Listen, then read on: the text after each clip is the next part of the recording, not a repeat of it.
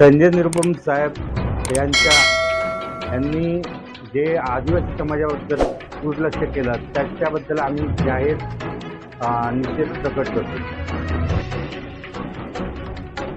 सोबत आदिवासी सेलचे जिल्हा अध्यक्ष आहे. 2 मिनिटं दत्ता बिरारी साहेब, मी तुम्हाला थांबीन कारण थोडा वेळ कमी असल्या कारणाने मला दुसरीकडे पण जायचं आहे. काय हा विषय आहे? का तुम्ही संजय निरुपम यांचा निषेध करताय? काय पूर्ण विषय कुठे आदिवासी समाजाची छबी आहे, आदिवासी समाजाचा अपमान केलाय असं तुम्हाला वाटतं? आमचा अपमान म्हणजे झालेलाच आहे असं आम्हाला वाटतंय, कारण का आमच्या एकही पदाधिकाऱ्यांना अजून कार्यरत केलेलं नाही. की आम्ही तर अशी अपेक्षा करतो की संजय निरुपम साहेब जिथून यावं. आम्हाला माननीय मुख्यमंत्री साहेबांच्याकडे बघून आम्हाला गप्प बसावं लागतं आणि खूप म्हणजे मनामध्ये आता रवींद्र वायकर साहेब तिथे पण आम्ही काम करतोय. ते त्यांच्या मिसेसच्या जे प्रचार फेरीत वगैरे ते व्यस्त आहेत. त्यांनाही आम्ही सांगितलं. ते आम्हाला मदत करतायत. पण कुठेतरी ह्या ठिकाणी आम्हाला डावळलं जातंय ह्याचं दुःख वाटतं ना. काही दिवसापूर्वी 2 दिवसापूर्वी तुमच्यासोबत एक घटना आहे, त्याची विभागामध्ये चर्चा आहे. काही एक व्हिडिओ व्हायरल होता. त्याच्यामध्ये तुम्ही कमेंट केला की हे आदिवासी लोक नाहीये.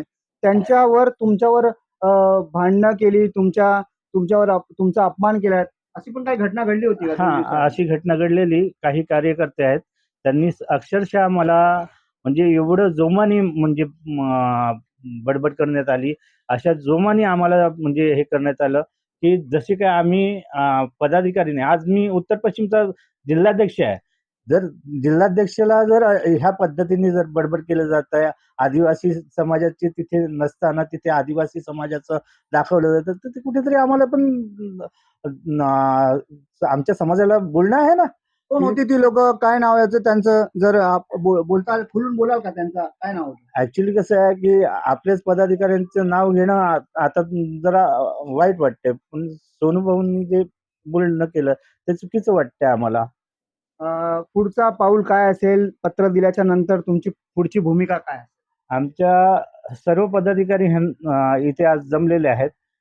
त्यांचं म्हणणं आहे की जर आम्हाला जर योग्य हे भेटत नाही, सहकार्य भेटत नाही किंवा आम्हाला डावललं जातं, तर कुठेतरी आम्हाला आमचं पद रिकामं करून समोरच्यांना सांगायला लागेल की बाबा तुम्हीच कार्य करा, आम्ही घरी बसतो. आम्ही फक्त माननीय एकनाथ शिंदे साहेबांना पाठिंबा देण्यासाठी आम्ही पुढे येऊ. त्यांना आम्ही मतदान करू. बाकीचं आम्ही शांतपणे बसणार. तर आपण पाहिलं कशा प्रकारे आदिवासी समाजाची एक विटंबना करण्यात आली, त्यांना डवलण्यात आलं आणि त्यांचं दुःख आपल्यासमोर मांडण्यात आलं. अशा प्रकारच्या नेत्या आणि कार्यकर्ता जे जनप्रतिनिधी आहेत ते एखाद्या समाजाला ज्या प्रकारे वगळतात, ज्या प्रकारे त्यांना बाजूला ठेवतात, दत्ता बिहारी यांच्या माध्यमाने कुठे ना कुठे दिसतोय. हे जे माझ्या समोर बसलेले बांधव आहेत ते सर्व जातीय धर्माचे पक्षाचे आहेत. ते मी जरा कॅमेरामॅनना जरा सांगेन की जरा दाखवा. कारण ह्या सर्व लोकांची फक्त एवढीच म्हणणं होतं की निरुपम साहेबांनी आम्हाला त्यांच्या सोबत घ्यावं, आम्ही त्यांचा प्रचार करावा आणि आमच्या लोकप्रिय उमेदवाराला आम्ही या विभागामधून जिंकून आणावं, अशी एक त्यांची इच्छा होती. पण त्यांच्या कार्यकर्त्यांच्या माध्यमाने त्या इच्छेवर कुठेतरी काळीच पोचण्यात आलं. त्या इच्छेचा भंग करण्यात आला आणि शेवटी या समाजाच्या वतीने आज इथे जाहीर निषेध जो ह्या पत्राच्या माध्यमाने शिवसेना जी एकनाथ शिंदे यांची कठोर मेहनत करून उभे करणारी पार्टी आहे, त्याच्यातून कुठे ना कुठे लोक नाराज आहेत. या संजय निरुपम या उमेदवारापासून भाजपाचे अन्य पदाधिकारी देखील नाराज आहेत. येणाऱ्या वेळामध्ये हे महत्वाचं असेल की येणाऱ्या 20 तारखेला लोकांचं मतदान कसं असेल आणि 23 तारखेला रिझल्ट काय येतोय हे पण आपण दाखवूया. ऍक्च्युअल मध्ये सर्वप्रथम आम्ही आपापसातली ही जी संघटना स्थापन केली, आदिवासी समाजाचे एवढ्या नियुक्त केल्या, एवढं सगळं हे करून सुद्धा आम्हाला डावळलं जातंय, आमच्याकडे दुर्लक्ष केलं जातंय. आमचे पदाधिकारी घरी बसलेले आहेत. त्यांना घेऊन जाऊनही तिथे त्यांना कार्यात नोंद केली जात नाही. त्यांना घरी बसवलं जातं. ह्या गोष्टीचा आम्हाला खंत वाटते आणि आम्हाला जाहीर निषेध करायचा आहे की साहेब जर आम्हाला जर काहीच कामाचे नाही करत असेल, काम करून नाही देत किंवा कुठल्या ठिकाणी त्या ठिकाणी फिरायचं आहे, तर आम्हाला सबळ पाठपुरावा करण्यासाठी, धावपळ करण्यासाठी जर आमच्या पाठीशी उभे राहत नाही, तर त्याच्यासाठी आम्हाला दुःख वाटतं. आणि आम्हाला सगळ्यात महत्त्वाचं म्हणायचं की आता हे जेवढे पदाधिकारी जमलेत, ते कमी वेळात जमलेत आणि आम्ही घाईघाईत इकडे हे सगळं केलं. आणि निषेध ह्याच्यासाठी की आमच्या कार्यालयात अजूनही आदिवासी पट्ट्यामध्ये संजय निरुपम साहेब आलेले नाहीत. कुठे ना कुठे थांबवेल आपण तुम्हाला की सर्व विषय तुमचा समजून घेण्याचा प्रयत्न केला, विषय जर जाणून घ्यायचा प्रयत्न केला, तर कुठे ना कुठे तुम्हाला वगळण्याचा प्रयत्न केलाय, तुम्हाला डावलण्याचा प्रयत्न केलाय, तुम्हाला ह्या सर्व जे विधानसभा क्षेत्रामध्ये आमदार तुमचे उमेदवार आहेत संजय निरुपम यांच्या कार्यकर्त्याकडून तुम्हाला दुर्लक्ष केलं जातं असं तुमचा आरोप आहे. हो, हो. साहजिकच. कारण आम्ही भरपूर प्रयत्न केले. भरपूर लोकांना भेटण्याचा प्रयत्न केला. पण त्यांनी आमच्याकडे दुर्लक्षच केलं. 1-1, दीड-दीड तास आम्हाला उभं केलं गेलं. आत्ता कालचीच घटना घ्या. आम्हाला स्टेजवर बोलवण्यात आलं संतोषनगरच्या याच्यामध्ये. आणि त्यांचे जे पदाधिकारी आहेत त्यांनी सरळ सांगितलं, की तुम्ही पुढे बसायचं नाही, मागे बसा. आणि आपण पाहिले कशा प्रकारे मुंबईच्या रत्नागिरी हॉटेलच्या समोर हेच जे लोक होती, ही जे समर्थक होती, जे संजय निरुपमसाठी आपलं जीवाचं रान करणार होते, संजय निरुपमला आमदार बनवण्यासाठी आपले बहुमूल्य वेळ देणार होते, ते देणार होते, आपलं बहुमूल्य वेळ देणार होते, त्यांना देखील वगळण्यात आले. आज त्यांच्या मनावर काय होतंय ते देखील आपण जाणून घेऊया. काय बोलत दत्ता भाऊ, 2 दिवसा पहिला तुम्ही समर्थन दिलेलं, आज तुम्ही त्यांचा जाहीर निषेध करताय. आमचे जे उत्तर पश्चिम जिल्ह्याचे संघटक आहेत बिराजी सर, ते आणि बाकीचे जे पदाधिकाऱ्यांबद्दल जी वागणूक दिली त्याबद्दल मी एकदम त्यांचा जाहीर निषेध करतो. आणि आमचे जे अधिकारी असतील वरिष्ठ, त्यांच्या आज्ञेनुसार इथून पुढे कारवाई होईल.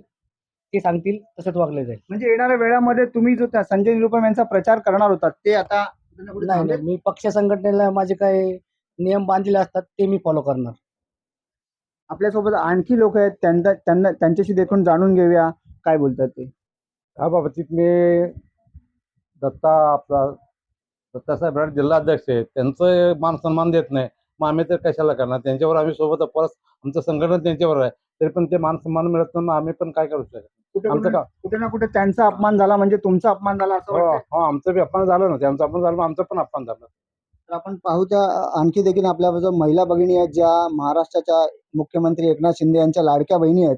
आता लाडक्या बहिणींबरोबर इकडचे लाडके उमेदवार कशा प्रकारची वागणूक करतायत ते पण देखील बघा.